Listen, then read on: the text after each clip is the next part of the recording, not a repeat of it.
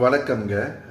நாம் இன்றைக்கு என்ன பார்க்க போகிறோம் அப்படின்னு சொன்னீங்கன்னா, நேற்று நம்ம பார்த்தது வந்துட்டு நீங்கள் என்ன வாங்க நினைக்கிறீங்களோ அது வாங்கணும்னா என்ன பண்ணணும் அப்படின்னு பார்த்தோம்.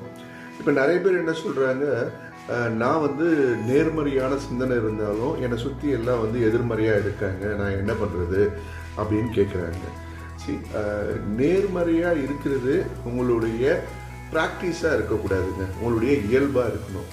இயல்பாக இருக்கணும்னா எந்த விஷயத்தை எடுத்தாலும் அதில் இருக்கிற எதிர்மறையை பார்க்காம நேர்மறையை பார்த்துக்கிற பழக்கத்தை வழக்கமாக மாற்றிருக்கணும். நீங்கள் நான் சொல்கிறது ரொம்ப சுலபமாக புரிகிற மாதிரி தெரியல, புரிய வைக்கிறனாலும் தெரியல. அதாவது எந்த ஆப்பர்ச்சுனிட்டி எடுத்துக்கிட்டாலும் ஆப்பர்ச்சுனிட்டி எங்கே இருக்கும்? ப்ராப்ளத்தில் தான் இருக்கும்.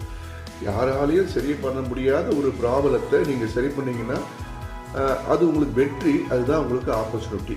இதில் நீங்கள் அந்த ப்ராப்ளமாக பார்க்காத ஆப்பர்ச்சுனிட்டியாக பார்த்தீங்கன்னா அதுதான் நேர்மறை எண்ணம், அதுதான் வந்து உங்கள் வெற்றிக்கு திறவுகோலாக இருக்கும்.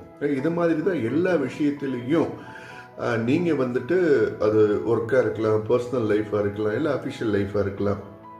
நீங்கள் உங்களுக்கு வர ப்ராப்ளத்தில் இருக்கிற ஆப்பர்ச்சுனிட்டி, அதாவது அதுதான் நேர்மறை எண்ணம் அப்படின்னு சொல்லுவாங்க. அது ஃப்ரெண்ட்ஷிப்பில் கூட, குடும்பத்தில் கூட, ஆஃபீஸில் கூட சின்ன சச்சரவுகள் வரப்பவும், இல்லை எதிர்பாராம நிகழ்வுகள் உங்களுக்கு எதிராக இருக்கிறப்பவும் அதில் இருக்கிற அந்த ஆப்பர்ச்சுனிட்டியை பார்த்தீங்கன்னா தட் இஸ் கால்ட் பாசிட்டிவ் ஆட்டிடியூட்ங்க.